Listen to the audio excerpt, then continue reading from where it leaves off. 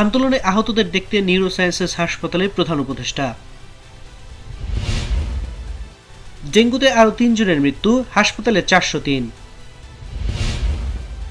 সরকারের সুস্পষ্ট আশ্বাস না পাওয়া পর্যন্ত আন্দোলন চলবে, 35 প্রত্যাশীদের সমন্বয়ক। ফেলানির মতো হত্যাকাণ্ড আর দেখতে চাই না, বললেন স্বরাষ্ট্র উপদেষ্টা। খুনি ফ্যাসিস্ট রাষ্ট্রনায়কদের পরিণতির নিদর্শন হবে গণভবন, বললেন নাহিদ। মাজারে হামলাকারীদের শাস্তির দাবি তরিকত পরিষদের। জাতীয় সংগীত ইস্যুতে বিতর্ক সৃষ্টি হয় এমন কিছু করা যাবে না, বললেন ধর্ম উপদেষ্টা।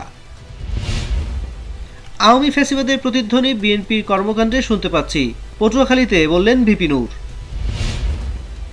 রাঘব বোয়ালদের বিরুদ্ধে কঠোর ব্যবস্থা আরও দৃশ্যমান হবে, বললেন অর্থ উপদেষ্টা। প্রথমে সংস্কার পরে নির্বাচন, বললেন ফরহাদ মজহার।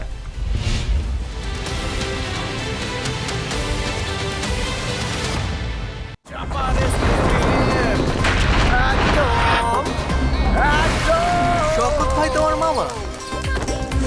এত খাও চাপার জোর পাড়াও।